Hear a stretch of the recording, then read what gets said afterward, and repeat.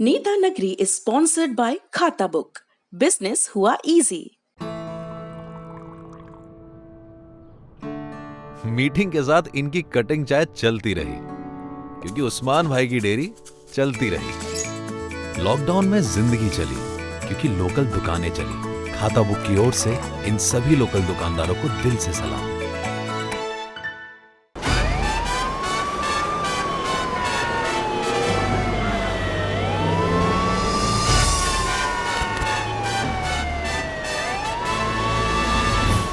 नमस्कार, मैं हूं सौरभ द्विवेदी और आप देखना शुरू कर चुके हैं लंदन टॉप का वीकली पॉलिटिकल शो नेता नगरी।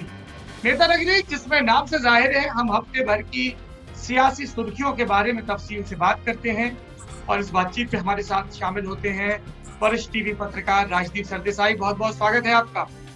Thank you very much Saurabh. बिल्कुल आज तैयार हूँ, मैं फिट हूँ, लाल रंग। और मुंबई से लौट आए हैं आप? मैं बिल्कुल मुंबई से लौट आया हूँ, दिल्ली में हूँ। मुंबई पूरे देश की मीडिया का मुंबई में जमावड़ा है, लेकिन जमावड़ा दिल्ली में होना चाहिए और दूसरे राज्यों में होना चाहिए। वो पुराने पिक्चर की तरह कार चेस, पत्रकार चेस कर रहे गाड़ियों में। मैं ये सब नहीं कर सकता। मुझे अचरज है कि आप इस कार चेस को जर्नलिज्म कह रहे हैं। बहरहाल नेता नगरी शुरू करते हैं। सबसे पहले बात सुर्खियों की। कई सुर्खियां हैं जिन्हें दो बड़े खंडों में बांट के बात करेंगे। सबसे पहले बात करेंगे जीडीपी, जो हमारे और आपकी जिंदगी से सीधे जुड़ा है।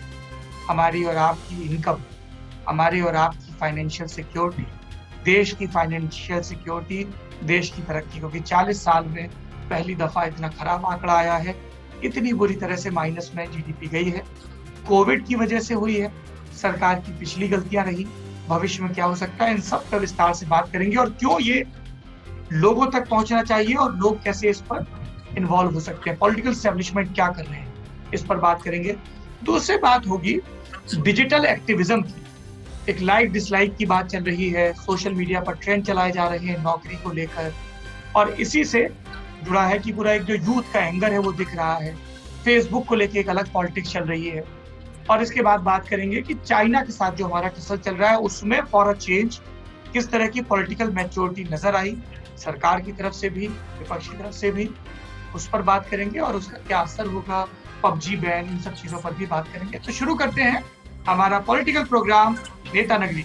नेता नगरी में पहली सुर्खी वो है जिस पर पूरे देश को बात करनी चाहिए, फिक्र करनी चाहिए, सरकारों से सवाल पूछना चाहिए। सुर्खी जीडीपी की। और इसलिए बैक टू बैक 2 एपिसोड में हमने अपने आर्थिक मामलों के विशेषज्ञ और इंडिया टुडे हिंदी के संपादक अंशुमान तिवारी जी को नेता नगरी में बुलाया। अंशुमान जी, पिछले हफ्ते अनुमान की बात हो रही थी, इस हफ्ते जीडीपी का आंकड़ा आ गया। कुछ उत्साही सरकार समर्थक अब भी सोशल मीडिया पर पिले पड़े हैं, ये समझाने में लगे हैं कि ये जो -23 का आंकड़ा है ये कोविड की वजह से है, सिर्फ और सिर्फ कोविड की वजह से है। और फिर वो ये सांत्वना देने में लगे हैं, शायद खुद को ज्यादा, कि और देशों की जीडीपी भी गिरी है। और फिर एक बिजनेस टुडे के आंकड़े को चैलेंज कर रहे हैं, जबकि बिजनेस टुडे ने अपने उस चर्चित इंफोग्राफिक्स पे बता दिया है कोई गड़बड़ नहीं है, भारत की इकोनॉमी रसातल में है। पहली टिप्पणी आपकी। अब सौरभ, समस्या का समाधान तब होता है ना जब समस्या स्वीकार कर ली जाए।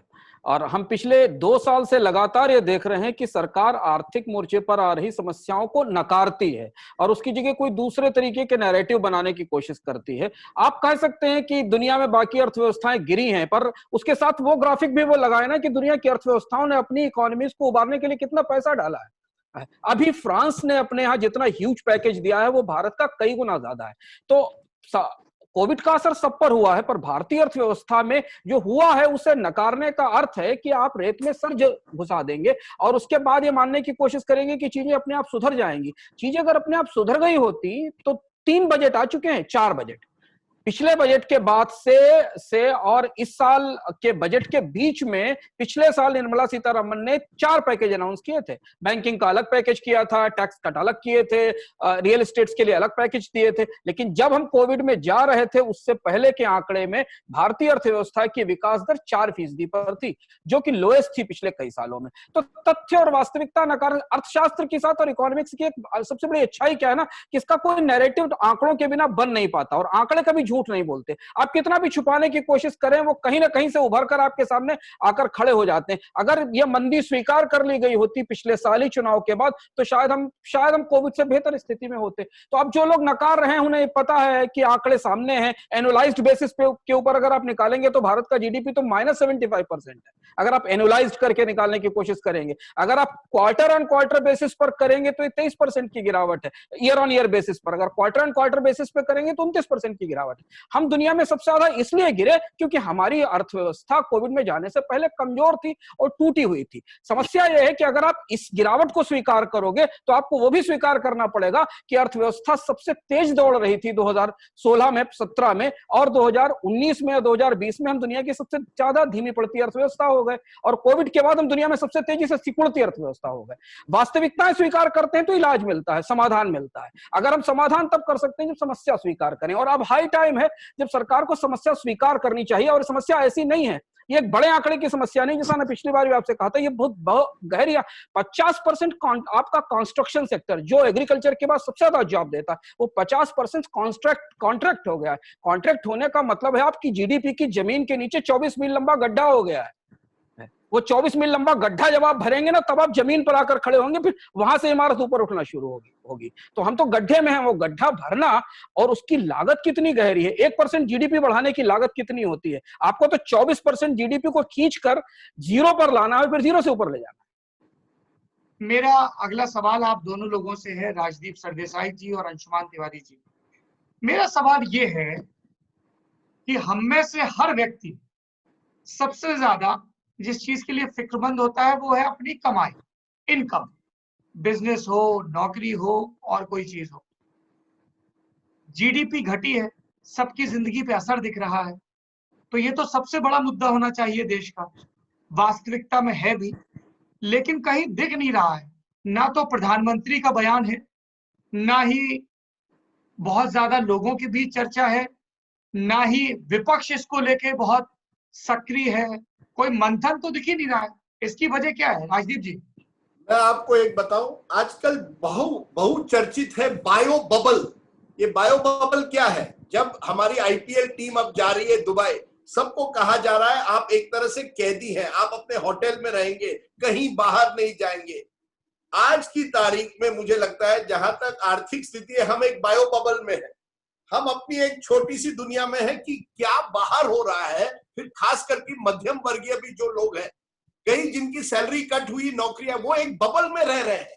और उस बबल में मुझे लगता है कहीं ना कहीं ना ऑर्गेनाइज लेबर हमारे देश में उस तरह के कार्यक्रम कर पाता है, या कहीं ना कहीं मुहिम उठा पाता है। एक जमाने में जो भारत बंद हुआ करते थे ना, वो होता है। अनऑर्गेनाइज सेक्टर जो है, बस वो अपनी जिंदगी, डेली वेज लेबर अपनी जिंदगी देख रहा है, और मध्यम वर्गीय जो है वो इस बबल में बैठा हुआ है। इसी वजह से मुझे लगता है, और उनको लगता है मोदी है तो मुमकिन है। ये जो चला है ना कि मोदी है तो मुमकिन है, जो 1 साल पहले हमने चुनाव में भी देखा था, मुझे लगता है वो माइंडसेट अभी भी है। अभी भी जो मोदी जी की जो हिप्नोसिस है लोगों पर है, जहां लोगों को लगता है चलिए ये तो कोविड की वजह से, आज अंशुमन जी हमें बता रहे हैं, सही बता रहे हैं कि 2016 से नवंबर के बाद जो मंदी हुई है, जिस तरह से ग्रोथ रेट जो एक समय लग रहा था 7%, 10% तक जाएगी, अब तो वो कॉन्ट्रैक्ट हो रही है 23%। लेकिन लोगों के मन में जो डीमोनेटाइजेशन के बाद भी हमने देखा कि मोदी है तो मुमकिन है।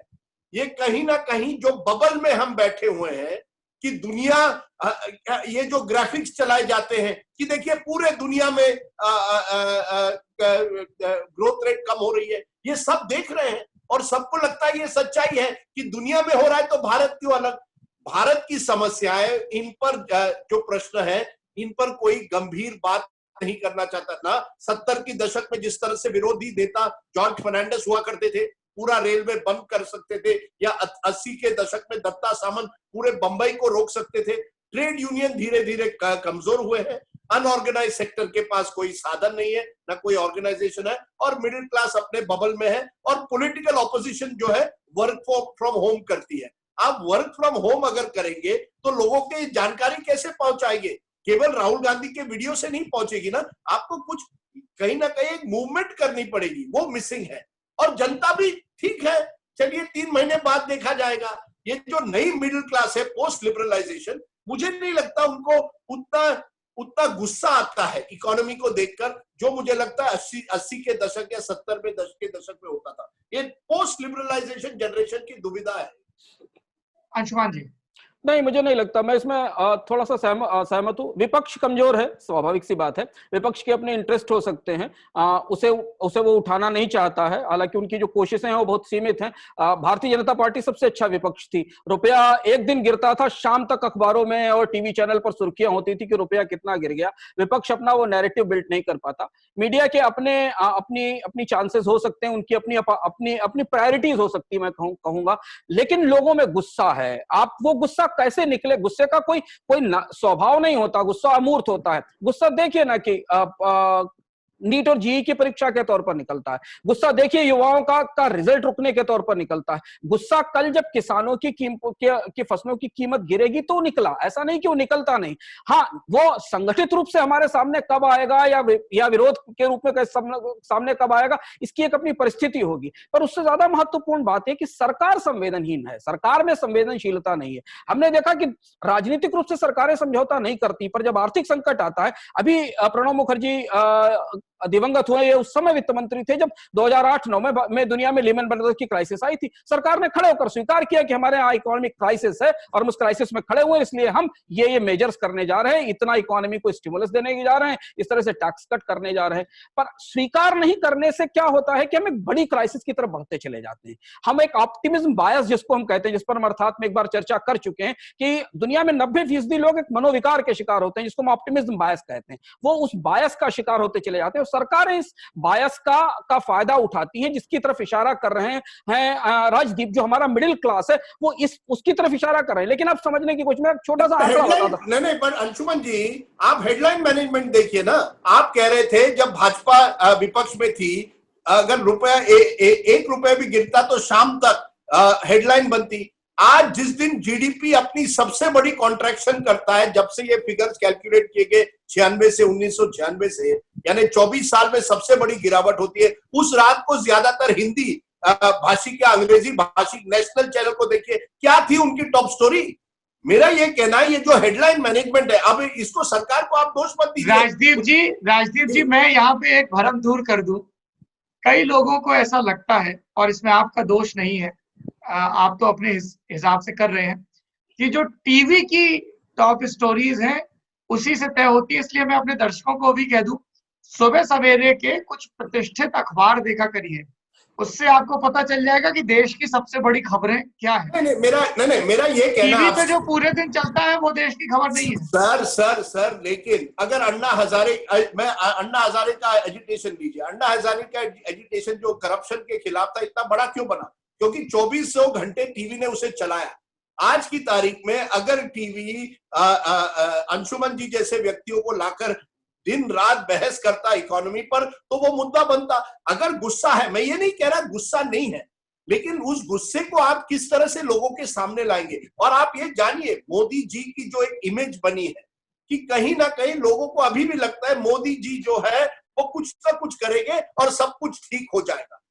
ये जो एक लोगों के मन में है, ये एक बहुत बड़ा कारण है जिसकी वजह से इकोनॉमी नंबर 1 इशू नहीं बना। बिल्कुल अंशुमान जी, आप अपनी बात पूरी कर लीजिए। मैं इसमें महत्व और छोटी सी बात जोड़ना चाहता हूं कि हमेशा इकोनॉमी के जो असर है ना, वो धीमे धीमे महसूस किए जाते हैं। वो इतने तात्कालिक नहीं होते कि रिया चक्रवर्ती का पीछा करते हुए आप लाइव ब्रॉडकास्ट करना शुरू कर दें। वो इतना तात्कालिक नहीं होते कि संसद के सामने प्रदर्शन किया जाए, उसका लाइव ब्रॉडकास्ट करना शुरू कर दें।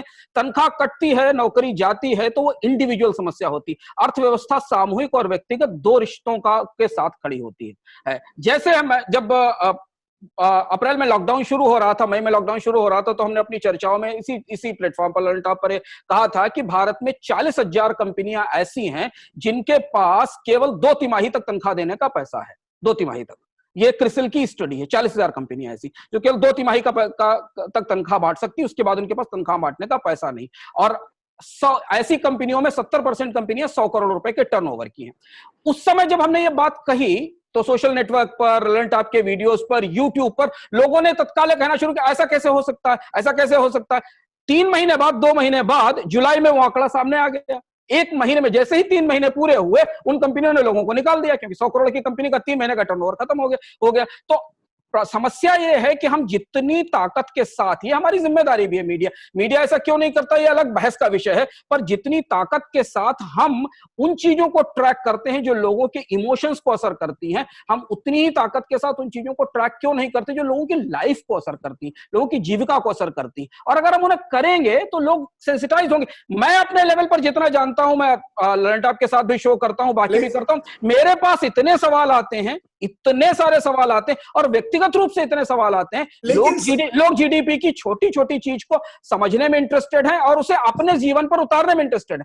हाँ, मैं ये मानता हूं, लेकिन संगठित कहां है? मेरा ये कहना है कि 70 के दशक में अगर आप देखेंगे जो ट्रेड यूनियंस थे जिस तरह से संगठित थे, या 80 के दशक में मुंबई को, दत्ता सामंत पूरे मुंबई को एक तरह से रोक सकते थे। जब भारत बंद का एक इशारा जॉर्ज फर्नांडिस देते थे तो देश में वाकई भारत बंद होता था। राजदीप जी, आप जिस दौर की बात कर रहे हैं उस दौर में इकोनॉमी नहीं खुली थी, या तो मिलों की ट्रेड यूनियन थी या सरकारी यही कहना कर्मचारी है सर, मैंने यही कहा सौरभ भाई कि 1991 के बाद पोस्ट लिबरलाइजेशन में जो ट्रेड यूनियंस है उनकी एक सीमित ताकत अब रही है। हाँ, क्योंकि आपको ये भी देखना पड़ेगा ना कि उसी पोस्ट लिबरलाइजेशन में लाइसेंस राज खत्म हुआ और आपका जो हिंदू ग्रोथ रेट था उससे आगे बढ़ के आप 7-8% हुए, तो वो नहीं, मैं दूसरी बात कर रहा हूँ इसमें। देखिए, ट्रेड यूनियन मूवमेंट से उसकी तुलना करना ठीक नहीं, क्योंकि ट्रेड यूनियन एक डिफरेंट कॉन्सेप्ट था और वो दूसरे तरीके की इकोनॉमी को सपोर्ट करते थे। हाँ, ये बात सही थी कि आर्थिक मुद्दों पर आंदोलन कम हुए, लेकिन आर्थिक मुद्दों को लेकर लोगों की जिंदगी में बढ़ने वाली चुनौतियां बढ़ी हैं। हाँ, उन्हें सामने लाने की जिम्मेदारी जिन लोगों की है, जो आप सही कह रहे हैं, जो विपक्ष की जिम्मेदारी है, जो मीडिया की जिम्मेदारी है, जो सामूहिक रूप से प्रश्न पूछते हैं, वो लैक कर रहे हैं। लोगों की समस्याएं कम नहीं हो रही हैं, और लैक तो हम कर रहे हैं ना, कि हम उन चीजों को नहीं उठा रहे हैं, हम सुर्खियों में नहीं ले जा रहे हैं, या हमारे राजनेता एक वीडियो बनाकर डाल देते हैं, पर वो जाकर जमीन में नहीं समझने की कोशिश करते कि क्या हो रहा है। नहीं, मैं आपसे जमीन पे जाते हैं तो जमींदोज नहीं होते। जो आंकड़े आ रहे हैं उसमें ये भी दिख रहा है कि कृषि क्षेत्र में जब 23.9% घटा है जीडीपी, कृषि क्षेत्र इतना घटा नहीं है। कृषि क्षेत्र जो है अभी भी लगता है मजबूत है। मैन्युफैक्चरिंग, कंस्ट्रक्शन, इनमें सबसे ज्यादा गिरावट हुई है। मैं इसमें स्पष्ट कर दूं, मैं ये पूछ रहा हूं कि अगर कृषि क्षेत्र में लोगों को लगता है कि इकोनॉमी लगभग ठीक ठाक है, तो उतना कृषि भारत के ग्रामीण क्षेत्रों में वो गुस्सा, वो रोष नजर नहीं आएगा। मैं आपको सीजन है राजीव, मैं आपको स्पष्ट कर दूं कि एग्रीकल्चर सेक्टर में कोई चमत्कार नहीं हुआ है। 1960 से लेकर 2019 तक भारत में एग्रीकल्चर सेक्टर की ग्रोथ रेट 2.5 से 3.5% ही रही है। ऐसा कोई चमत्कार नहीं हुआ है। भारत में एग्रीकल्चर टोटल जीडीपी में केवल 19% हिस्सा रखती है। इसलिए एग्रीकल्चर सेक्टर में जो हुआ है वो सिर्फ उसने हमें इससे बचा लिया कि हम 40% माइनस में नहीं चले गए। 3.5% की ग्रोथ के बाद भी आपकी पूरी इंडस्ट्री तो अर्बन है, एग्रीकल्चर तो, और दूसरी चीज भीतर समझिए, एग्रीकल्चर से रूरल एरिया में केवल 30% इनकम खेती से आती है, 60% इनकम नॉन फार्म इनकम है, जो कंस्ट्रक्शन से आती है, जो दुकानों पे बाजारों में काम करके आती है। यही वो नैरेटिव्स हैं जिन नैरेटिव्स को तोड़ना और समझना जरूरी है। एग्रीकल्चर सेक्टर अभी 1 महीने पहले, 3 महीने पहले तक डिस्ट्रेस में था। सरकार वहां लोगों के खाते में 2-2 हजार रुपए डाल रही थी, एमएसपी 3 गुना बढ़ा रही थी। उससे आप सोच रहे हैं कि वो इकोनॉमी रिवाइव करेगा? नहीं। एग्रीकल्चर सेक्टर का अभी कल डेटा सीएमआई का आया, रूरल एरिया में 26 लाख जॉब्स के अवसर कल ही कम हो गए। जैसे बुवाई खत्म हुई, सीजनलिटी, खरीफ का सीजन खत्म हुआ, तो हर सेक्टर में इकोनॉमी का असर आने में समय लगता। ये लॉकडाउन अर्बन लॉकडाउन था, रूरल लॉकडाउन नहीं था। अर्बन सेक्टर मेरा जो समय का अभाव है। नहीं, जहां सौरभ ने शुरुआत की थी कि ये रोष क्यों नहीं है, गुस्सा क्यों नहीं, मैं कह रहा हूं इकोनॉमी में जो नंबर आते हैं वो इंडिविजुअल लेवल पर, मेरी नौकरी चली गई कल, तो मैं करूं क्या? मेरा अगर गुस्सा भी है, कहां मैं उतारूं, मैं कहां जाऊं, किसके साथ? जब तक ये संगठित रूप तक से लोग एक तरह से संगठित नहीं हो गए तो ये गुस्सा सौरभ को नजर नहीं आएगा। ये जो है ना, अगर मुझे मेरी नौकरी गई, मेरी सैलरी कट हुई, तो मैं जाऊं तो जाऊं कहां? नहीं, वैसे राजीव जी, मैं आपको बता दूं, जो अगले विषय में, अगले टॉपिक में डिस्कस भी होगा कि अब गुस्सा वो दिखने भी लगा है। ललन टॉप, मैं औरों की क्या कहूँ, हम लोग वीडियो डालते हैं, हमने एसएससी रेलवे पर भी वीडियो किया, नीट के मसलों पर भी किया। लोग आते हैं, धड़ाधड़ कमेंट लिखते हैं, रोजगार दो, रोजगार दो। मतलब वो सोशल मीडिया पे इतना दिखने लगा है कि लाइक डिसलाइक के बटन डिसेबल करने पड़े। अंशुमान जी, मेरा आपसे आखिरी सवाल, हम लोग ललन टॉप पे सीरीज भी चला रहे हैं इकोनॉमी की बात, उस सिलसिले में भी आपसे बात कर रहे हैं। राजदीप जी बताएंगे कि ये भी इंडिया टुडे पे चला रहे हैं। मैं आपसे ये जानना चाहता हूँ कि ये -23 है, स्थितियां खराब हैं, कोविड के पहले थी, कोविड के बाद भी हो गई। कोविड भी कोई बहुत सुधरा नहीं है, 80,000 से ज्यादा केस आ रहे थे दिन के, ब्राजील को पीछे करने वाले हैं। ना खुदा ही मिला ना विसाले सनम वाली बात हो गई है। करें क्या? क्या होना चाहिए भविष्य का हमारा तर्क, भविष्य की रूपरेखा?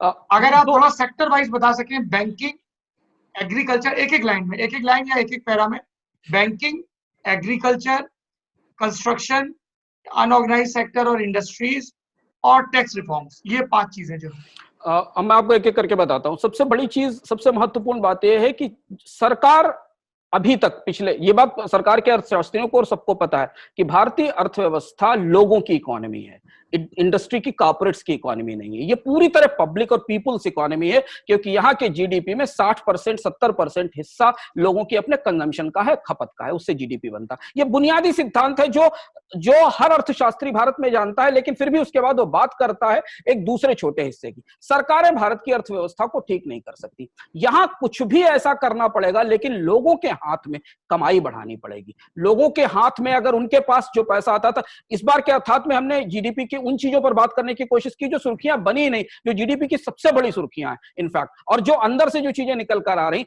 लेकिन सबसे बड़ी चीज यह है कि अगर अगले 6 महीने या साल भर तक सरकार ऐसे कार्यक्रम लेकर आए जो हर अलग अलग लेवल के स्तर पे लोगों की इनकम बढ़ा सके। आज एक छोटा सा उदाहरण मैं आपको देता हूं कि 150 रुपए सरकार देती है प्रधानमंत्री रोजगार योजना में, 180 रुपए देती है मनरेगा में।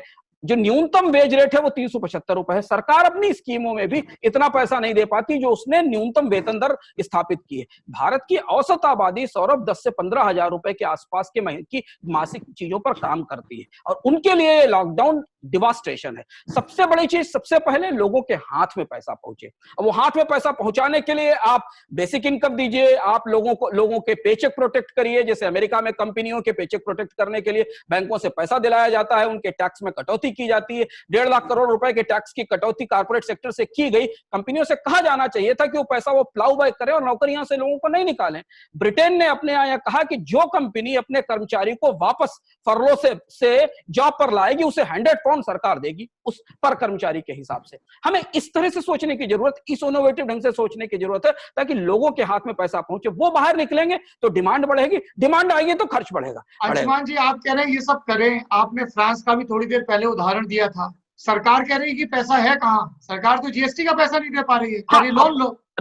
सरकार खुद ही लोन ले रही है, तो सरकार ने सरकार के पास पैसे की कमी नहीं, इतना ह्यूज बजट सेंटर और स्टेट का है, उसे एक साथ रखने की जरूरत है, मिलाने की जरूरत है, प्रायोरिटाइज करने की जरूरत है। 30 सरकारें, एक ही राज्य सरकार, केंद्र सरकार और 4 सरकारें एक जैसी स्कीम चला रही। लंबी बहस का विषय, मैं आपको आइडेंटिफाई करके नाम से बता सकता हूं कि ये 10 स्कीमें 10 राज्यों में एक ही जैसी चल रही। अगर आप उनको मर्ज करके एक जगह ले आए तो एक सम अमाउंट आप किसान के हाथ में रख सकते हैं और उसको इतना पैसा दे सकते हैं। जैसे आप जिक्र कर रहे हैं, तेलंगाना में रायतू बंधु चलती है, उसका उनको 10,000 मिलता है, 6,000 प्रधानमंत्री के उससे मिलता है, और बाकी राज्यों में उतना नहीं मिलता है। तो आप अगर ये वो समय है जब पूरा एक्सपेंडिचर नए सिरे से मैनेज किया जाए और एक कोशिश की जाए कि सरकार लोगों की इनकम बढ़ाने में जो लोग गरीबी की रेखा या गरीबी की रेखा के आसपास है, उन्हें हाथ में पैसा दिया जाए। जो काम कर रहे हैं उनकी नौकरियां प्रोटेक्ट की जाए, उन्हें, उनकी कंपनियों को जो मदद दी जाए। कंपनियों को सस्ते कर्ज दिए गए, उन्होंने नहीं लिए क्योंकि उन्हें पता है कि डिमांड नहीं। ये तो विशेष साइकिल है, दुष्चक्र। आप खरीदने नहीं जाओगे तो रेडीमेड वाले गुप्ता जी दुकान में माल नहीं भरेंगे। उन्हें ये पता है कि आप खरीदने नहीं आ रहे हो तो रेडीमेड वाले गुप्ता जी माल नहीं खरीदेंगे। मैं एक्चुअली आपसे यही पूछने वाला था कि पेरेंट्स कह रहे हैं कि हमारी जॉब जा रही है, हम फीस कैसे दें? वो फीस दे रहे हैं, प्राइवेट वाले कटौती कर रहे हैं, सरकारी वाले कह रहे हैं कि हम कैसे पढ़ाएं, बच्चों के पास मोबाइल नहीं है, जूम कॉल नहीं है। स्टेशनरी वाले कह रहे हैं कि स्टेशनरी नहीं बिक रही, सब तो जूम पे ही चल रहा है, पीडीएफ पे वो आ रहे हैं। मोबाइल वाले कह रहे हैं मोबाइल बेचें, लेकिन बैन लग रहा है तो आधे मोबाइल और आधे फंक्शन उनके गड़बड़ है। तो ये पूरा गोल गोल घूम रहा है। तो ये सारी चीजें कहां जाकर ट्रिकल डाउन होती हैं? अगर आप एक एक सेक्टर का नंबर देखना शुरू करिए, हर कंपनी का, ये एक जगह जाकर ट्रिकल डाउन होती है कि भारत का कंजम्पशन इस साल 26% हो जाएगा। जीडीपी बताता 26% कंजम्पशन खत्म हो जाएगा इंडियन इकोनॉमी से। तो आप ऐसी इकोनॉमी जहां 60% इकोनॉमी कंजम्पशन पे ड्राइव होती है, वहां 26-27% खपत एक साल में अगर खत्म हो जाए तो आप कहां से इकोनॉमी चलाएंगे? उसी से टैक्स आता है, उसी से लोग आरबीआई ने भी अपनी रिपोर्ट में यही बात कही थी, सीवियर इम्पैक्ट ऑन कंजम्पशन। तो पहली चीज ये, दूसरी चीज, अब आप ये बात हुई सीधी मदद करने की, जहां बीमारी है वहां पर मरहम लगाने की। बीमारी है इकोनॉमी के 60% हिस्से में, सरकार मरहम लगा रही है इकोनॉमी के 10% हिस्से में। वो कंपनियों को रियायत दे रही है टैक्स में, उनके लिए ईज ऑफ डूइंग बिजनेस कर रही है, हमारे और आपके मिडिल क्लास के लिए ईज ऑफ इनकम नहीं कर रही। बीमारी 60% पर है, वहां पर कुछ नहीं। दूसरी चीज है कि जब उसके बाद आप परोक्ष रूप से इस पर जा सकते हैं कि जीएसटी को कैसे कम किया जाए। दुनिया की सारी सरकारों ने इस दौरान अपने टैक्स रेट कम किए हैं। हमारे यहां कोविड के दौरान पेट्रोल पर टैक्सेशन बढ़ता चला गया। जो मेन फ्यूल है आपकी इकोनॉमी का, जो मेन एनर्जी टैक्स है, उस पर लगातार टैक्स बढ़ता चला गया। अब आज सरकार जहां जाकर फंस गई कि अगर जीएसटी कम करती है तो जीएसटी बैठ जाएगा, और जीएसटी बढ़ाएगी तो कंजम्पशन और ज्यादा टूट जाएगा। तो जहां टैक्स की बात करते हैं, बैंकों की समस्या यह है कि डूबती इकोनॉमी में ना तो कर्ज लेने को लोग तैयार हैं और ना बैंक उन्हें कर्ज देने को तैयार है। जब आपकी इकोनॉमी ही डूब रही है तो जो आदमी अपना पिछला कर्ज मॉरिटोरियम मांग रहा है, जिसपे जो उसे वो 6 महीने चुका नहीं पा रहा, उसे नया कैसे आप दे देंगे? वो तुलसी का है ना कि वो दोहा की ग्रह ग्रहित पुनि बात बस और तही पुनि बीछी मार ताही पियाई वारुणी कहाउ कहा उपचार। कोई आदमी ग्रह से ग्रसित है, उसको बिच्छी भी मार गया, फिर उसको ऊपर से नशा भी कराए दे रहे हैं आप। तो बैंक्स की स्थिति ये है कि उनका एक ग्राहक कह रहा है कि हम कर्ज चुका नहीं पाएंगे, हमारा माफ कर दीजिए कर्ज, हमको रिस्ट्रक्चर कर दीजिए। सरकार कह रही है उसी को दोबारा कर्ज दे दीजिए। तो बैंक अंधे तो नहीं है ना, कल एनपीए उनके सर पे भी तो फटेंगे आके। तो वहां क्राइसिस, वहां दूसरी क्राइसिस है। वहां क्राइसिस ये है कि हमारे जैसे, आप जैसे जो स्मॉल सेवर्स हैं, जो बैंक से कर्ज नहीं भी ले रहे, उनका पैसा बैंक में रखा, उस पर रिटर्न गिरता चला जा रहा। पिछले साल उनको एफडी पे 6% मिलता था, इस साल 4% मिल रहा है। सीनियर सिटीजन सबसे बड़ी होल्डिंग रखते हैं, उनके रिटर्न्स लगातार गिर रहे हैं। तो बैंक्स के लोन के पूरे ढांचे को भी आप डिमांड से ही हैंडल कर सकते हैं। तो अगर आप पूरे पिछले 2-3 साल की सरकार की पॉलिसीज को एक जगह रखकर देखें तो आपको दिखाई पड़ेगा कि दर्द पैर में है, घुटनों में है, बाल सर के काटे जा रहे हैं। तो अगर ये व्यवस्था ठीक होगी तो चीजें शायद बेहतर है। मैं इसका राजनीतिकरण आपको दिखाता हूँ। आज जो अंशुमन जी ने कहा है, इतनी खूबसूरती से कहा है, मुझे लगता है इनको फाइनेंस मिनिस्ट्री में एडवाइजर बनाना चाहिए, क्योंकि वहां क्या प्रॉब्लम नहीं। ये एक बात जो है ना, ऐसे लोगों को जो जमीन से जुड़े हैं जैसे अंशुमन जी है, वो बहुत कम है। अब क्या हुआ है सरकारों में, और ये यहाँ राजनीति आती है। आप फाइनेंस मिनिस्ट्री जो है, अगर वो हर चीज को इशारों देख रही है कि प्राइम मिनिस्टर ऑफिस क्या कहता है, या वो 2 या 3 व्यक्ति क्या कहते हैं, तो जो जनता की से या सेक्टर से जो इंफॉर्मेशन चाहिए वो आप तक मिलती नहीं है। और आपको लगता है, आपको तो मेजॉरिटी सरकार है, आपको तो बड़ी बहुमत मिली है, अब क्या करना है, कौन सवाल पूछेगा? देखिए, जब जो शुरुआत हमने क्या की, जब अंशुमन जी ने कहा कि सरकार पहले माने तो सही कि हमारे सामने इतनी बड़ी क्राइसिस है। अभी भी आप कहते हैं एक्ट ऑफ गॉड, भगवान ने ये करवाया है। आप अपनी गलती मानने के लिए कहीं तैयार नहीं है। अभी एक्ट ऑफ गॉड हो गया, और कोविड के पहले क्या था? इकोनॉमी तो तब भी धराशायी यही तो है ना। नहीं सौरभ भाई, मेरा ये कहना है कि जब राजनीति को आप अर्थव्यवस्था से इतने दूर रखते हैं, राजनीति में आपकी मेजॉरिटी है, अर्थव्यवस्था धीरे धीरे लुढ़क रही है, लेकिन जब तक आप चुनाव जीतते गए, जब तक आपको मेजॉरिटी है, जब तक आप पार्लियामेंट में कोई आपको सवाल नहीं पूछेगा, विपक्ष कमजोर है, ये मानना पड़ेगा। राहुल गांधी एक पे व्यक्ति है जो कम से कम इकोनॉमी पर लगातार सवाल पूछ रहे, वीडियो लगा रहे, ये तो मानना पड़ेगा। लेकिन उनके अलावा वो कोई संगठन को आगे नहीं कर पाते इन मुद्दों को लेकर। इस माहौल में सरकार को लगता है, चलिए सौरभ जी या अंशुमन जी कह रहे, लेकिन जनता तो, हम उनको 2000 रुपए कहीं कुछ दे देते हैं। मनरेगा तो बड़ी अच्छी तरह से चल रहा है, जो कांग्रेस यूपीए ने करवाया। ये मुझे लगता है एक इकोनॉमिक्स और पॉलिटिक्स के बीच में एक डिवाइड हो गया है।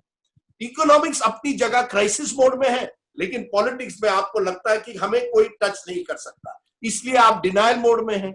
अब जब डिनायल मोड में है तो कैसे, जब आप बेस्ट लोगों को अपने साथ नहीं रखेंगे, लोगों से इंफॉर्मेशन नहीं लेंगे, तो कैसे चलेगा? ये ऐसे ही चलेगा। ऑल इज वेल एटीट्यूड क्या है? All is well. मैंने चीफ इकोनॉमिक एडवाइजर का इंटरव्यू किया, he said worst is over. सबसे जो खराब चीज थी, अप्रैल टू जून महीने, जो 3 महीने का क्वार्टर था, तब पूरी तरह से लॉकडाउन था, इसलिए ये नंबर ऐसे आ गए हैं। आप देखेंगे थिंग्स विल इंप्रूव। अब आप उन्होंने तो कहा वी शेप्ड रिकवरी, उन्होंने कहा we are going for V shaped recovery. तुरंत आप देखेंगे अगले 3 महीनों में स्थिति बदलेगी। Power consumption has gone up to 85%। क्या करे फिर? जब डिनायल मोड है, because politics is so powerful, राजनीति की वजह से है ये। पॉइंट की आपने बिल्कुल ठीक कहा कि वो जब तक इकोनॉमिक अफेयर्स जो है और वो पॉलिटिक्स सीधे जुड़ेंगे मैं दो छोटी लास्ट छोटी सी 1991 में नरसिम्हा राव के सामने जब आर्थिक क्राइसिस था, उन्होंने क्या किया? उन्होंने मनमोहन सिंह को बाहर से लाया, वर्ल्ड बैंक से सलाह ली, उन्होंने एक रिस्ट्रक्चरिंग प्रोग्राम किया, लेकिन अच्छे लोगों को लाया, एक ड्रीम टीम बनाई। अब क्या है, आप वो ड्रीम टीम नहीं बना पाते हैं। अब आप, क्योंकि आप अपने दुनिया में रह रहे हैं, आप लोगों से एक तरह से जो संपर्क होना चाहिए आर्थिक स्थिति को लेके, वो धीरे धीरे कट रहा है। यू आर हैप्पी जब तक आप चुनाव जीते, you are master of elections, not a master of governance. ये सबसे बड़ी दुविधा है। मैं दो छोटी छोटी बात सौरभ और जोड़ूंगा, जिससे कि आपको आगे चर्चा करने में आसानी हो। बिल्कुल। इन जीडीपी आंकड़ों से राजनीति प्रभावित होने लगी है मंदी से। आप देखिए जीएसटी काउंसिल किस वजह से बटी? मंदी की वजह से। इकोनॉमी गिरी, टैक्सेशन घटा, 5 राज्यों ने भारत के कोऑपरेटिव फेडरलिज्म को किनारे खिसका दिया और अब वो सुप्रीम कोर्ट तक मामला जाएगा। और मुझे लगता है कि जीएसटी के अंदर एक डिस्प्यूट सेटलमेंट मैकेनिज्म शुरू होगा, जिसकी उम्मीद हमने इतनी जल्दी नहीं की थी कि 5 साल तो कम से कम निपट जाते इस कंपेंसेशन पैकेज के, फिर लड़ाई शुरू होती, लेकिन वो हो गया। अगर आप जीडीपी के आंकड़ों को भीतर उतर कर देखें तो भारत के 10 राज्यों को सबसे ज्यादा नुकसान होने वाला है। 73% का जो लॉस इस साल होगा, पूरे साल। इस साल भारत की इकोनॉमी -7-8%, 10% के नीचे खत्म होगी। कुछ भी कहें, वी शेप की रिकवरी 2022-23 से पहले नहीं आनी है। ये आप सरकार के पीछे बैठी हुई एसबीआई, सरकार के साइड में बैठी हुई क्रिसिल, सरकार के दाहिने सर तरफ बैठा हुआ केयर, सर पे बैठा हुआ वर्ल्ड बैंक, सब कह रहे हैं। इकोनॉमिक एडवाइजर अपनी ड्यूटी कर रहे हैं क्योंकि उनको ये कहना है। लेकिन अगर आप नहीं क्यों अंशुमन जी, इकोनॉमिक एडवाइजर को क्यों कहना चाहिए? इकोनॉमिक एडवाइजर ने सच्चाई बतानी चाहिए ना देश के सामने। हाँ, तो लेकिन सपनों का सौदागर क्यों होना है उन्हें? हाँ, तो लेकिन अब ये कंफ्यूजन क्रिएट करने की कोशिश है। आप सोचिए, 27,000 रुपए भारत की प्रति व्यक्ति आय इस साल कम होगी, 27,000 रुपए, और बड़े स्टेट्स में 40,000 रुपए पर कैपिटा इनकम कम होगी, और आप कहते हैं कि कोई फर्क ही नहीं पड़ेगा देश के ऊपर। एक क्वार्टर में जितना आप लूज कर चुके हैं उसको रिकवर करने में आपको 2 साल लग जाएंगे। भारत में 6 स्टेट ऐसे हैं सौरभ, जिनका जीडीपी 15 लाख करोड़ रुपए से ज्यादा का है, 1.5 ट्रिलियन से ज्यादा का है। उनमें आने वाले समय में गरीबी की स्थिति अगले 3 महीने और 4 महीने में दिखाई देने लगेगी हमको। और उसमें महाराष्ट्र भी है, उसमें उत्तर प्रदेश भी है, उसमें तमिलनाडु भी है, और करीब 6 स्टेट ऐसे हैं जिनका जीडीपी 7.5 लाख करोड़ से ज्यादा है। इन स्टेट पॉलिटिक्स पहले इस स्टेट में चेंज होना शुरू होगी और उसके संकेत आपको दिखाई देने लगे। सरकारें कितना भी उससे दाएं बाएं करने की कोशिश करें, लेकिन वास्तविकताएं, आर्थिक वास्तविकताएं, जीविका की, रोजगार की, नौकरी की, खर्च की, इन वास्तविकताओं को कौन ढक सकता है? इन वास्तविकताओं को इंटरनेट और भावनाओं से भरा हुआ नैरेटिव बदल सकता है। देखते हैं कि ठोस मुद्दों पे राजनीति होती है या इमोशनल मुद्दों पे कि आधी रोटी खाएंगे, देश को महान बनाएंगे। पर कैसे बनाएंगे? देश को महान बनाने के लिए भरपेट भोजन चाहिए। अब ये देखना है कि देश की जनता क्या करती है। नहीं, जब इन्फ्लेशन डबल डिजिट होता है, महंगाई डबल डिजिट होती है, तब उसका राजनीतिक असर होता है। वो भी अब धीरे धीरे नजर आ रहा है। जिस तरह से पेट्रोल प्राइसेस अब बढ़ने लगे हैं, सब्जियां भी महंगी हो गई। मेरा ये कहना है कि सरकारों को लगता है कि, और मोदी जी की हमेशा ये गुजरात में कि कीप इन्फ्लेशन डाउन। जब तक आप महंगाई को कम रखोगे, फिर लोगों को गुस्सा नहीं आएगा। लोगों को असली गुस्सा कब आता है? जब हम ये पोल्स करते हैं, जब प्राइस राइज नंबर 1 इश्यू बन जाता है, डायरेक्ट हिट होता है जब, तब वो अभी तक हुआ नहीं है। ठीक है, बहुत बहुत शुक्रिया अंशुमान जी। और बाकी मैं अपने दर्शकों से गुजारिश करूंगा, बिल्कुल मैं अपने दर्शकों से गुजारिश करूंगा कि अंशुमान जी जब तक निर्मला सीतारमण के एडवाइजर नहीं बन जाते हैं राजदीप जी की सिफारिश पर, तब तक वो अंशुमान जी का वीकली जो ब्लॉग है लल्लन टॉप पर जो आता है हर इतवार की सुबह, वो जरूर देखें ताकि आर्थिक मामलों में आपकी जानकारी, आपके तर्क और बेहतर हो। बहुत शुक्रिया अंशुमान जी। Thank you. चलिए, नेता नगरी का दूसरा विषय जो कि जुड़ा हुआ है इकोनॉमी से ही। पिछले 1-2 हफ्ते से अगर आप देखें तो सोशल मीडिया पर गुस्साए, आक्रोश से भरे नौजवानों की भीड़ नजर आती है। ये कभी तो कहते हैं कि नीट जेईई पोस्टपोन करो। इनका तर्क होता है कि जब कोविड आपका पीक पर है तब आप एग्जाम कैसे करवा रहे हैं, फिर एग्जाम होते हैं। अब कहा जा रहा है कि एसएससी, रेलवे और कितनी ही सरकारी भर्तियां हैं, केंद्र सरकार की, राज्य सरकारों की, कहीं पर भाजपा की सरकार, कहीं पर कांग्रेस की, कहीं पर किसी दूसरी पार्टी की, और केंद्र में नरेंद्र मोदी की सरकार। उसको लेकर लगातार आंदोलन चल रहा है। मीडिया पर भी नाराजगी उतर रही है कि आप इसको मुद्दा क्यों नहीं बना रहे हैं, और नाराजगी उतर रही है प्रधानमंत्री पर और बीजेपी पर, और उसका जरिया बन रहा है लाइक डिसलाइक बटन, हैशटैग और कमेंट बॉक्स में जाके लगातार वो कमेंट करना। तो इन सब मसलों पर हम बात करेंगे, और इस पर भी बात करेंगे जब सोशल मीडिया का जिक्र आ ही गया है कि ये जो फेसबुक का डिस्कोर्स चल रहा है, एक जमात ये कोशिश कर रही है साबित करने की कि फेसबुक भाजपाई है, दूसरी जमात ये साबित करने की कोशिश कर रही है कि फेसबुक कांग्रेसी है। कई टिप्पणीकार कह रहे हैं कि वो ना भाजपाई है ना कांग्रेसी है, वो बिजनेसमैन है।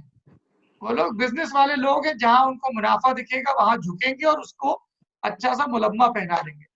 तो इन सब चीजों की बात करेंगे, activism and issues in the age of digital presence. Rahul ji, सरकार को इस चीज का इल्हाम है क्या कि ये जो युवाओं में सोशल मीडिया ट्रेंड की बात करें, कमेंट्स की बात करें, तो एक नाराजगी है जो बिल्डअप हो रही है, और ये जो यूथ वोटर है ये नरेंद्र मोदी का कोर वोट बैंक माना जाता था। दे यूज्ड टू थिंक कि नरेंद्र मोदी एक डिसाइसिव लीडर है, नरेंद्र मोदी बड़े फैसले लेते हैं। उदाहरण दिया जाता है कभी अनुच्छेद 370 को निष्प्रभावी किए जाने का, सर्जिकल स्ट्राइक का, राम मंदिर पर जिस तरीके से सरकार तत्पर दिख रही है उसका। लेकिन फिर सवाल आता है कि इकोनॉमी के मोर्चे पर, नौकरियों के मोर्चे पर, बिजनेस डेवलपमेंट के मोर्चे पर क्या पॉलिटिकल एस्टेब्लिशमेंट इस हीट को महसूस कर रहा है राहुल जी? जी बिल्कुल, कहीं ना कहीं इसको लेकर के चिंता है।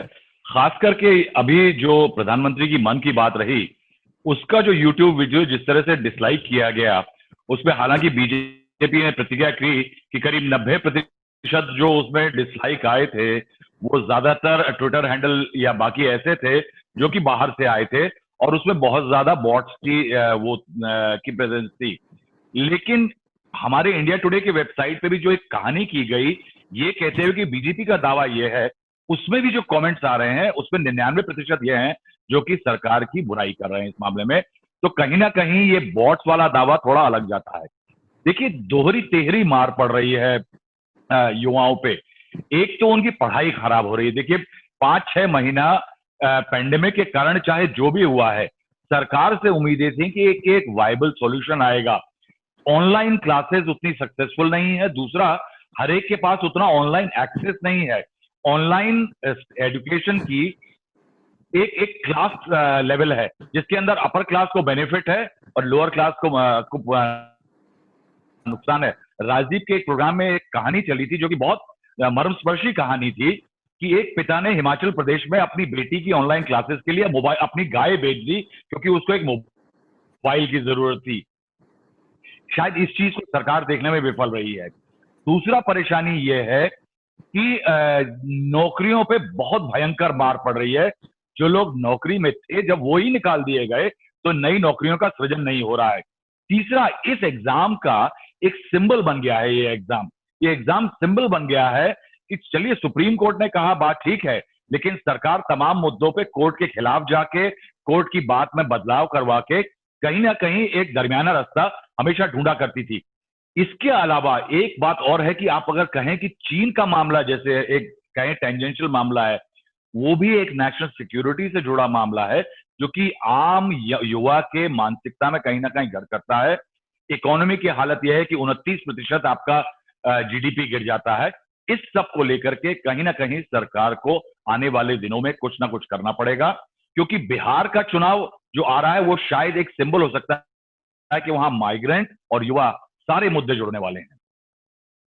आप बिहार के चुनाव का जिक्र कर रहे हैं राहुल जी। कई लोग ये कहते हैं दबी जबान से कि सुशांत सिंह राजपूत का जो मुद्दा है वो भी बिहार के चुनाव की नजर से एक बड़ा भावनात्मक मुद्दा है, उसके पॉलिटिकल इम्पैक्ट भी होंगे, इसलिए भी उस मुद्दे को जिलाए रखा गया है। अदरवाइज तो एजेंसीज को जांच दी गई है, वो जांच करेंगी, कोर्ट में पूछताछ होगी, तो उसके इर्द गिर्द जो एक शोर बनाया जा रहा है, आपको क्या लगता है इस पे? देखिए, मैं लोग पता नहीं क्यों इस मामले पे जुबान दबाते हैं। यह लोकतंत्र है या आजादी है, और ये बात साफ है कहीं ना कहीं कि पूरा सुशांत सिंह राजपूत का मुद्दा के दो टारगेट पॉलिटिकल जरूर हैं। एक तफ्तीश हो रही है कि क्या कहीं ना कहीं आदित्य ठाकरे या किसी महाराष्ट्र के नेता का जो सत्ता में इस समय हो उसका रोल प्ले आ जाए, या दूसरा बिहार में थोड़ी मदद हो जाए। देखिए किस तरह से पूरी कवायद की गई। एक हादसा होता है, कोशिशें होती हैं कि ये केस सीबीआई को दिया जाए, लेकिन सीबीआई एक फेडरल स्ट्रक्चर में डायरेक्टली किसी केस को नहीं ले सकती, और इसलिए पहले ईडी को भेजा जाता है। ईडी का रोल है कहीं ना कहीं वो फॉरेन एक्सचेंज और फॉरेन वायलेशन को देख सकती है। उसके बाद एक केस बिहार में रजिस्टर होता है और एक कॉन्फ्लिक्ट ऑफ जुरिस्डिक्शन खड़ा किया जाता है। इन लोगों को पता था कि कहीं ना कहीं कॉन्फ्लिक्ट ऑफ जुरिस्डिक्शन कोर्ट जाएगा, सुप्रीम कोर्ट में जब जाएगा तो हमेशा जब भी दो स्टेट की पुलिस या सरकारों में झगड़ा होता है तो एक फेडरल एंटिटी बीच में लाई जाती है। कावेरी रिवर वाटर का झगड़ा हुआ तो सरकार क्या सुप्रीम कोर्ट ने एक ट्राइब्यूनल बनाई थी। उसी तरह से जब दो राज्यों महाराष्ट्र और बिहार का झगड़ा हुआ जुरिस्डिक्शन का सुशांत केस में, सुप्रीम कोर्ट के पास चारा ही नहीं था कोई और सीबीआई के अलावा। सीबीआई को केस देने के बाद मेरे ख्याल से मैंने अपने करियर में इतनी ज्यादा इंफॉर्मेशन शेयरिंग मैंने आज तक नहीं देखी कि आज सुबह सीबीआई के अफसरों ने क्या पानी पिया और किस तरह की चाय पी और सुशांत के घर में जाकर के उन्होंने क्या तफ्तीश की। ये सारी फेरहिस्त जो है इन्वेस्टिगेशन की वो जिस आसानी से निकल रही है, कहीं ना कहीं मैं कहूंगा कि महाराष्ट्र के लोगों के खिलाफ बिहार के माइग्रेंट्स में नाराजगी थी, दूसरी बिहार की सरकार ने देरी करी, इसको लेके नाराजगी थी, और इस कारण से एक बिहार प्राइड का इशू खड़ा किया गया है। और वहां पे ये तब तक चलेगा मुझे लगता है कि जब तक बिहार का चुनाव संपन्न नहीं हो जाता। आपके भी सरकार में खूब मित्र हैं, नेताओं से, ब्यूरोक्रेसी से। क्या जो सवाल राहुल जी से पूछा वही मेरा आपसे भी है कि इस चीज को लेकर सरकार फिक्रमंद है? जैसे अभी हम लोग थोड़ी देर पहले इकॉनमी की चर्चा कर रहे थे, लाखों ऐसी नौकरियां हैं जो सरकार दे सकती है, ठीक है, अगर सरकार उनके लिए एग्जाम का प्रोसेस चला रही है। चुनाव से पहले कितना बड़ा ऐलान हुआ था कि रेलवे में इतने करोड़ नौकरियां, इतनी भर्तियां। अब उनमें से हर भर्ती के लिए जो सिलेक्ट हो गए हैं लोग या एग्जाम दे रहे हैं, कुछ चरण पास कर चुके हैं, उनको मूवमेंट करना पड़ रहा है। अगर उनकी भर्तियां ही स्मूथ कर दी जाए तो उससे भी तो एक इकोनॉमी को बूस्ट मिलेगा। तो पॉलिटिकल एस्टेब्लिशमेंट इसको लेकर कुछ कर रहा है? देखिए, मुझे लगता है जितेंद्र सिंह ने कहा है कि जैसे अक्टूबर में वो कह रहे हैं अब आखिर में एसएससी के जो रिजल्ट्स थे वो अनाउंस करेंगे। डेट शीट निकाली गई है। देखिए, जिस तरह से आप कह रहे हैं सरकार में चिंता है या नहीं मैं नहीं जानता, लेकिन विपक्ष ने सही मुद्दा पकड़ा है। आप जानिए, राहुल गांधी चीन को लेकर लगातार मोदी जी को एक तरह से कटघरे में रखने की कोशिश कर रहे थे 2 महीने पहले। इस हफ्ते जब फिर से चीन और भारत के बीच में टेंशन बढ़े हैं, राहुल गांधी ने चीन का मुद्दा नहीं उठाया है। उन्होंने जो मेन मुद्दा लगातार दिन पर दिन उठा रहे हैं वो है अर्थव्यवस्था को लेकर, इकोनॉमीज को लेकर। अब प्रियंका गांधी और अन्य जो कांग्रेस नेता हैं वो इन स्टूडेंट्स के मुद्दे उठा रहे हैं। आज प्रियंका गांधी की ट्वीट्स देखिए, उन्होंने एसएससी की जो समस्या है, रेलवे के जो स्टूडेंट्स हैं, जो एग्जाम के स्टूडेंट्स हैं, उनकी समस्या उठाई है। एक दूसरी बात, कई ये जो विद्यार्थी है जो इस एग्जाम में जाते हैं वो प्राइवेट सेक्टर में नहीं जा सकते, तो उनके लिए गवर्नमेंट सरकारी सेक्टर ही रहता है, खास करके यूपी और बिहार से। अब जब एक ऐसी परिस्थिति आती है कि जब परीक्षा भी नहीं होते, अगर परीक्षा होती है तो रिजल्ट्स नहीं आते, अगर रिजल्ट्स आते हैं तो भर्ती नहीं होती। ये जो प्रियंका गांधी ने ट्वीट किया है, ये वायरल जा रहा है। क्यों? क्योंकि एक पूरी जो आपने कहा एक सोशल मीडिया का एक जरिया बन गया है।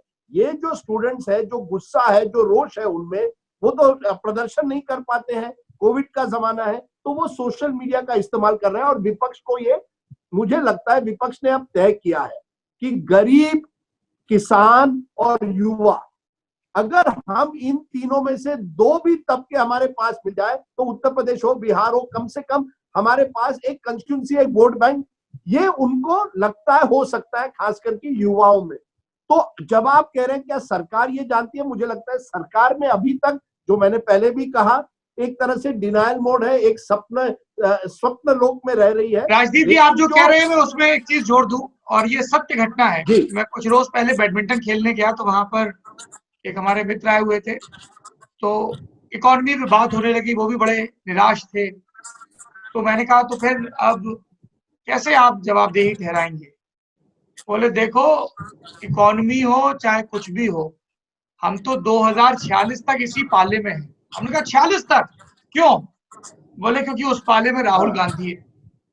तो आप ये कितना भी बता लें कि वो क्या ट्वीट कर रहे हैं, लेकिन वही सबसे बड़ी पॉलिटिकल करेंसी है इस एस्टेब्लिशमेंट की, कि उन्होंने उन नेताओं को इतना डिस्क्रेडिट कर दिया और वो अपने कर्मों से हुए। विपक्षी तो आपको करेंगे, लेकिन everybody is here to play politics. Sir आपकी बात सही है, लेकिन आपने पूछा क्या ये मुद्दे कोई पॉलिटिकली उठा रहा है? आपको मानना पड़ेगा वही राहुल गांधी मुद्दों को लगातार उठा रहे हैं। अब उनकी विश्वसनीयता कितनी है, उनकी वोट कैचिंग एबिलिटी कितनी है, ये सब सवाल है। लेकिन कम से कम मैं समझता हूं, देखिए कहां से कौन सा मुद्दा कहां तक जाता है कौन जाने। आज की तारीख में ये जो मुद्दे उठ रहे हैं, जो रोष है युवाओं में, वो बिल्कुल है रोष। उसकी कोई एक आउटलेट ढूंढेगा।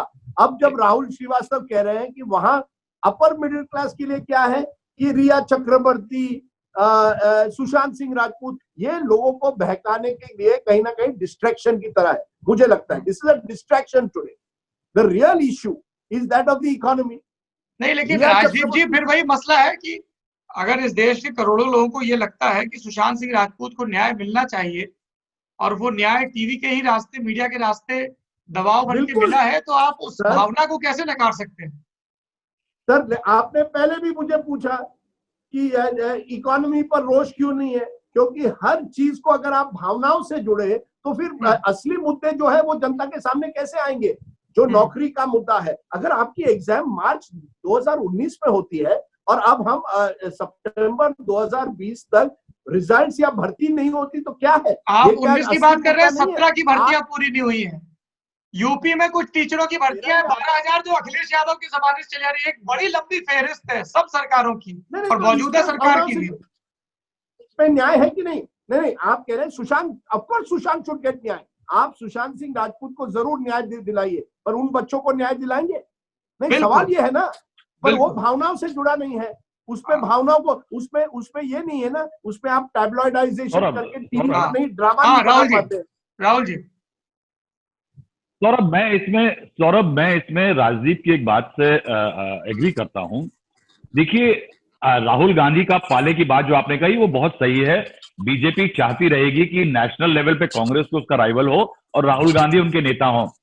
लेकिन साहब जनाब ये प्रॉब्लम ये है कि नेता खुद नहीं बनता, जनता की नाराजगी या जनता का प्यार उसे नेता बना देता है।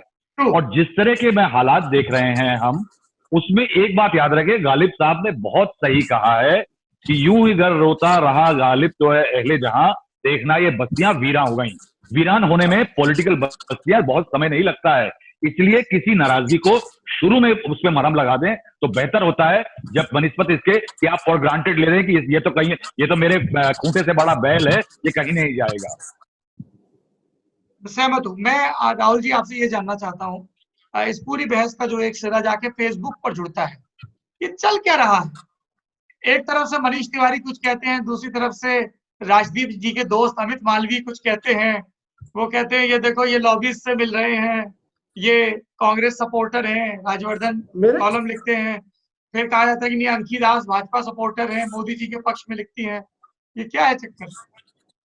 राहुल जी, राजदीप जी मैं आऊंगा आपके पास। कब से बने? मेरे कोई दोस्त नहीं है, ना मनीष तिवारी ना अमित मालवीय। पर चलिए आगे आप बताइए राहुल। देखिए सौरभ, एक बात याद रखिए कि पूरी इस कवायद में एक बात जो कि हम कभी नहीं लाते हैं वो ये है कि फेसबुक एक प्योरली कमर्शियल एंटिटी है। बिल्कुल, शुरुआत मैंने कहा पैसा कमाती है और उस पैसा कमाने के लिए वो तमाम देशों में ये बात साफ हो चुकी है कि वो पैसा कमाने के लिए राजनीतिक हस्तक्षेप करती है। ये बात हमारे को अगर ना समझ में आए, अगर हम आंखों पे अलग चश्मा लगा लें कि हमें ना दिखाई दे, ये बात अलग है। अभी फेसबुक को लेकर के एक आईटी कमेटी की, स्टैंडिंग कमेटी की, पार्लियामेंट्री कमेटी की मीटिंग होती है। तो उस मीटिंग में जनाब शशि थरूर जो चेयरमैन, वो सोचते हैं कि अभी जो मामला हुए थे वॉशिंगटन पोस्ट वगैरह में जो खबरें छपी थी, उसमें वो बीजेपी को पीटेंगे कि बीजेपी को लेकर के फेसबुक का रवैया नर्म है। उस मीटिंग के दौरान क्या होता है, करीब 150 सवाल आते हैं। 150 सवालों में ये पूछा जाता है कि जो अजीत मोहन फेसबुक के हिंदुस्तान के मुखिया हैं, क्या वो पिछली सरकार में किसी तरह से प्लानिंग कमीशन से जुड़े थे? वो कहते हैं साहब जुड़े थे, मैं मैकेंजी नाम की कंपनी में था और उसके लिए अर्बन डेवलपमेंट मिनिस्ट्री में काम करता था। उसके बाद उनसे पूछा गया तो उन्होंने शायद बताया कि केपीसीसी यानी केरला प्रदेश कांग्रेस कमेटी में वो कुछ काम करते थे, सैनिटेशन वगैरह का। कुछ तमाम ओवरसाइट कमेटी के लोगों पे बीजेपी ने आरोप लगा दिए कि हमें पता है कि ये लोग नरेंद्र मोदी के खिलाफ आर्टिकल लिखते रहे हैं। उनसे पूछा गया कि आप क्या आपकी जो एम्प्लॉयमेंट होती है उसमें पॉलिटिकल एफिलिएशन देखे जाते हैं? तो कहा साहब ये नहीं होता है। क्या आप भारत का कानून मानते हैं या ग्लोबल कानून जो आपका उसको भारत में चलाते हैं? उन्होंने कहा साहब ग्लोबल कानून चलता है। उनसे पूछा गया क्या आप कोई अगर अवैध असंवैधानिक आपत्तिजनक कोई पोस्ट हो हिंदुस्तान में उसको आप रोक सकते हैं? कहते साहब नहीं, जब तक कंप्लेंट नहीं होगी तब तक नहीं रोक सकते हैं। कहीं ना कहीं बीजेपी पे जो आरोप लगे थे मामला उसने उलझा दिया। लेकिन अगर इस मीटिंग का सार देखें तो एक बात साफ हो जाती है कि फेसबुक एक ग्लोबल एंटिटी है, एक बिजनेस एंटिटी है, उसको भारत की राजनीति में हस्तक्षेप करने में कोई ऐतराज नहीं है। भले ही रविशंकर प्रसाद एक चिट्ठी लिखें कि प्रधानमंत्री को टारगेट किया जा रहा है, यह भी हो सकता है कि राहुल गांधी को भी टारगेट किया जा रहा हो, ममता बनर्जी को भी, क्योंकि होल थिंग इज दैट इस सबसे बड़ा यह रुपया है। मेरा आखिरी सवाल ये है, राजीव जी अभी थोड़ी देर पहले जीडीपी की चर्चा में अन्ना हजारे की मूवमेंट का जिक्र कर रहे थे और ये बात तो सब लोग मानेंगे कि 2013 के विधानसभा चुनाव हो या 2014 के लोकसभा चुनाव, एक जो एंटी करप्शन, एंटी सरकार मूड था वो उस मूवमेंट से काफी डिफाइन हुआ था। उसने अपना घोषित लक्ष्य हासिल किया कि नहीं सबके सामने है, लोकपाल का क्या हुआ, सरकारी भ्रष्टाचार का क्या हुआ, सबके सामने है। मैं आप लोगों से ये जानना चाहता हूँ, जिसकी तरफ राहुल जी आपने इशारा भी किया, कि युवाओं में ये जो एंगर बिल्ड होता दिख रहा है, कहीं वो नौकरी के मोर्चे पर है, कहीं एग्जाम के मोर्चे पर है, कहीं पढ़ाई और दाखिले के मोर्चे पर है, क्या आप लोगों को ऐसी संभावना लगती है कि ये अगले कई चुनावों में एक डिसाइसिव पॉलिटिकल फैक्टर हो सकता है? क्योंकि ये अगर डिसाइसिव पॉलिटिकल फैक्टर होता तो हम उसे 2019 में भी एक तरह से देख पाते, कुछ ना कुछ तो देख पाता ना। मेरा ये कहना है 2019 में इतना बड़ा नहीं था, ये इतना मुखर नहीं था राजनीति। नहीं, ये कहना कि इतना बड़ा नहीं था, लेकिन ये जो फैक्टर्स थे, जैसे जो इकोनॉमी थी जो डिक्लाइन, आपने भी माना कि ये 2017 से लगातार गिरावट। मैं युवाओं की बात कर रहा हूँ राजनीति, अभी इकोनॉमिक बात हो गई, कि जो यूथ एंगर है उसकी बात कर रहा हूँ। देखिए यूथ एंगर जो है उसे आउटलेट की जरूरत है। आज ये सोशल मीडिया पर क्यों आ रहे हैं, फेसबुक हो, ट्विटर हो, ये हैशटैग क्यों आ रहे हैं? क्योंकि उनको लगता है हमारे पास और कुछ है नहीं। मुझे रोज चिट्ठी आ रही है कि आप ये मुद्दा उठाइए, वो मुद्दा उठाइए। मुझे लगा ये मुद्दे केवल जो हिंदी भाषिक राज्य है वहां उठ रहे हैं, अब मैं देख रहा हूँ बाकी राज्यों में भी उठ रहे हैं। मैं मानता हूँ मुद्दे हैं, लोगों में गुस्सा है, लेकिन जो युवा है वो नहीं जानता कि इस मुद्दे को मैं हमारी सरकार के पास कैसे पहुंच पाऊं। जो गैप है, असली गैप क्या है? यूथ पावर है जो एक, अब हमने फिर से बात करनी चाहिए 70 के दशक की, जब नव निर्माण मूवमेंट हुआ था, यूथ ने शुरू किया था गुजरात में, एक तरह से सरकार विरोधी मूवमेंट था। आज वो नजर नहीं आता, रास्ते पर नहीं आएंगे ये लोग, लेकिन ट्विटर पर लाइक करेंगे या डिसलाइक करेंगे, हैशटैग करेंगे। क्या इससे वाकई राजनीति बदलेगी? इस पर सवाल है। क्या जब आप हैशटैग करेंगे सरकार के खिलाफ लेकिन वोट जाएंगे उसी सरकार के पास? ये जो है ना, ये जो एक डिसजंक्शन है, आप एक चीज सोशल मीडिया पर करते हैं और दूसरी चीज आप करते हैं जब आप वोट जाने देते हैं। शायद क्योंकि आपके पास, आपको लगता है कोई विकल्प नहीं है। अगर विकल्प मिले तो मुझे लगता है जमीन तैयार हो रही है। ये आप जानिए। आपने नवनिर्माण का जिक्र किया राजनीति जी, मेरा भी यही ऑब्जर्वेशन है कि नवनिर्माण में छात्रों का आंदोलन था और उसे नेतृत्व देने के लिए एक गांधीयन फिलॉसफी से लैस और एक मजबूत नैतिक जमीन पर खड़े जयप्रकाश नारायण भी थे। राहुल जी आपका क्या है कंक्लूडिंग रिमार्क? देखिए मेरा कहना यह है कि राजदीप ने जो बात कही कि लोग अपनी बात जनता तक कैसे, सरकार तक कैसे पहुंचाएं, ये क्राइसिस है। सौरभ, यही सबसे बड़ी क्राइसिस नरेंद्र मोदी की है। जब जब इस देश में किसी सरकार के पास आम जनता की आवाज पहुंचनी बंद हुई है या आम जनता को ये मुश्किल आने लगी है, उस सरकार के लिए मुश्किल हो गई है। नरेंद्र मोदी का सबसे बड़ा एसेट यही था कि वो आम आदमी की बात समझ के, सुन करके, जान करके और वही भाषा बोल करके उनके करीब रहे, और तमाम दिल्ली के लोग या कोई लोग उनसे, जिसको वो Lutyens Delhi, Khan market club जो भी कहें, वो उनसे नाराज रहे, लेकिन वो जो उनका कनेक्ट था, जो उनकी डायरेक्ट कम्युनिकेशन लाइन चल रही थी, वो उनकी सक्सेस का कारण था। आप ये बिल्कुल राहुल जी, आप जब ये बोल रहे हैं तो मुझे दो उदाहरण तुरंत ध्यान आ रहे हैं। जब इन्होंने विधानसभा चुनाव में देखा कि SC/ST एक्ट के मुद्दे पर सवर्णों में नाराजगी है, कितनी जल्दी वो मैसेज ऊपर तक पहुंचा और 10% आरक्षण लेकर आए जी। या फिर जब इन्हें पता चला कि भाई न्याय जैसी कोई स्कीम आ रही, 72,000 दे रहे हैं, तो उन्होंने कहा तुम 72 जब दोगे तब दोगे, हम 6,000 दे रहे हैं, PM सम्मान निधि। तो ये तो इनकी महारत थी, पॉलिटिकल कम्युनिकेशन, ऊपर से नीचे और नीचे का सेंटीमेंट ऊपर तक जाना, पर अभी वो नहीं दिख रहा है जी। नहीं, पहली बार मैंने देखा ये जो मन की बात इस हफ्ते हुआ। हमेशा जो मन की बात होता है वो टॉकिंग पॉइंट एक तरह से बन जाता है, और मोदी जी उसके जरिए एक तरह से जो कनेक्ट की बात कर रहे हैं, अपना कनेक्ट बढ़ाते हैं। इस बार मुझे पहली बार लगा जो मुद्दे उन्होंने उठाए एक ऐसे समय जब कोविड की केसेस बढ़ रहे हैं, जब आर्थिक दुविधा बढ़ रही है, जब चीन के साथ आपकी समस्याएं हैं, ऐसे समय पर आपके फोटोग्राफ आते हैं एक मोर के साथ। ऐसे समय में मन की बात पर आप कुत्तों के बारे में बात करते हैं, डॉग ब्रीडिंग की बात करते हैं, एक डिस्कनेक्ट नजर आया। मुझे अभी भी लगता है मोदी जी में वो क्षमता है कि वो नैरेटिव बदल, अगर उनको ये प्रोग्राम लल्लन टॉप मोदी जी देख रहे हैं, और जरूर उनके जो एडवाइजर है देखते हैं, वो कहेंगे देखिए ये जो युवाओं के मुद्दे हैं जो उठ रहे हैं, SSC हो, रेलवे बोर्ड, मुझे लगता है वो कहीं ना कहीं कोशिश तो करेंगे कि नहीं, ये बात तो है राजदीप जी कि यदि आज सरकारें, चाहे राज्य की हो या केंद्र की, जितनी भी बैकलॉग की भर्तियां हैं उनको इस तरीके से निष्पादित करें कि वो कोर्ट में जाके ना अटके। देखिए, सरकारें ये चीज कहती हैं अपनी उपलब्धियों में कि हमने इतने लोगों को नियुक्ति पत्र थमाए, और हरियाणा के चुनाव में इस चीज की चर्चा हुई, कई चुनाव में चर्चा हुई कि साहब भर्तियां हुई, सीधे घर पे लेटर आ गया, कहीं कोई सिफारिश नहीं, पैरवी नहीं, मेरिट नहीं, मेरिट की बात हुई, तो ये एक बड़ा मुद्दा बनता है। नहीं, पर ये जितेंद्र सिंह ने मुझे लगता है एक आंकड़ा दिया है कि 90 लाख लोगों ने, मुझे लगता है, एप्लीकेशन किए हैं फॉर अबाउट 10,000, 15,000, 10,000 या 15,000 पोस्ट के लिए। देखिए, ये जो डिमांड सप्लाई का जो सिचुएशन है, आज नौकरियां नहीं है ना, तो सब इसी तरफ जा रहे हैं। देखिए, ये तो फिर वो ये उस तरफ हम चले जाएंगे कि इसीलिए सरकार स्किल इंडिया और एंटरप्रेन्योर की बात करती है। राजीव, सिर्फ नौकरियां नहीं है, प्रॉब्लम ये भी है कि सरकारी नौकरियों में स्टेबिलिटी है।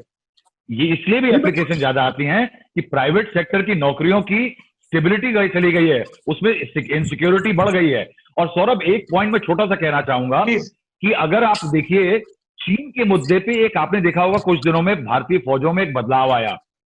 पिछले हफ्ते में 22 तारीख को एक मीटिंग होती है राजनाथ जी के घर पे, जिसमें CDS, सारे आर्मी चीफ, इंटेलिजेंस वाले आते हैं, और उसके सोमवार को एक हमें बड़े नेता ने ये बता दिया था कि भारत की तरफ से एक पहल होगी, अब हम कॉशन की जगह कॉशियस एग्रेशन में जाएंगे, काउंटर एग्रेशन में। हमने पूछा कि क्यों, तो कहा कि साहब पब्लिक का कॉन्स्टिट्यूएंसी जो है ना एड्रेस रखना है, क्योंकि कहीं ना कहीं नाराजगी बढ़ जाएगी, क्योंकि रोज प्रेशर आ रहा है कि चीन हमारी सीमाओं में घुस गया है।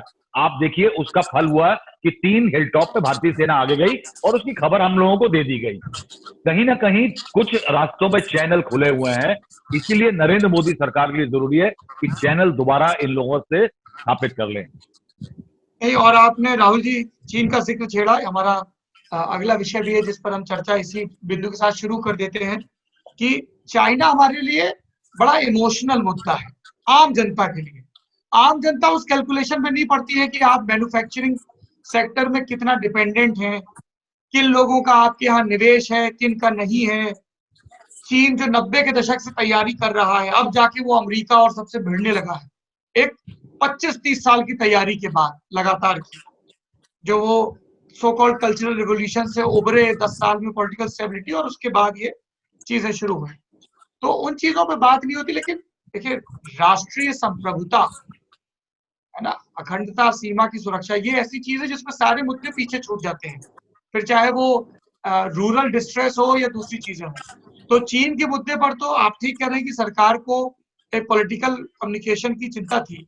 अच्छी चीज, मुझे एक पॉजिटिव चेंज ये लगा इस दफा मे भी टीवी डिबेट में ऐसा नहीं हो, क्योंकि मैं टीवी देखता नहीं, कि इस बार जो भारत ने एग्रेसिव रुख अपनाया, चाइना को बैकफुट पर लेके आए, और अब चीन कह रहा है कि हम बात करें एससीओ से, जो अपडेट आ रहे सब जगह से, इसको लेके अनर्गल बयानबाजी नहीं हो रही है सरकार और विपक्ष दोनों की तरफ से। ये एक अच्छी चीज दिखी और इसको नोटिस किया जाना चाहिए। नहीं, ये इम्पोर्टेंट है, क्योंकि देखिए अर्थव्यवस्था को लेकर आप सरकार को कटघरे में रख सकते हैं, लेकिन नेशनल सिक्योरिटी एक ऐसा मुद्दा है जहां अगर आप कोशिश करें तो लोग कहेंगे आप एंटी नेशनल हैं।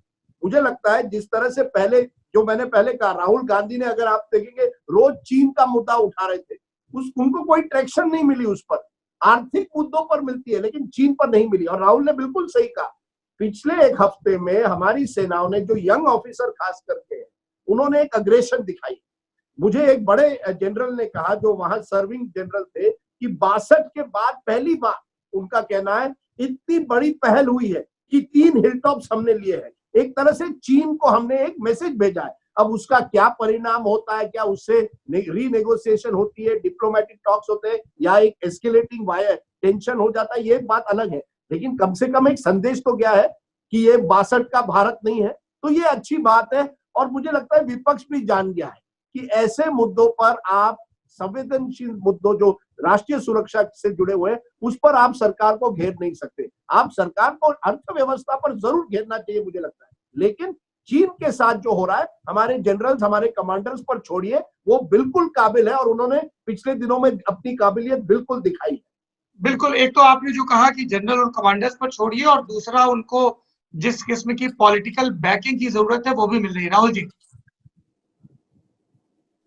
सौरभ, देखिए, मैं इसमें एक पॉइंट कहूंगा कि अगर यही मामला चाइना की जगह पाकिस्तान से होता तो काफी छाती पीटी जाती, काफी बल्लम दिखाई दिए जाते। कहीं ना कहीं पाकिस्तान और चीन में फर्क है भारत के लिए। चीन छीका नहीं है मक्खन से भरा जिसको आप आराम से लाठी मार के तोड़ देंगे। या भारत सरकार ने एक बहुत बड़ी समझदारी, जो मैं कहूंगा पिछले 5-4 महीने में दिखाई है, कि उसने एक पब्लिक फ्रेंजी नहीं बिल्ड करी है चाइना को लेकर के, क्योंकि उसका एक खतरा हो सकता है। देखिए, नेशनल सिक्योरिटी बीजेपी का अहम मुद्दा है।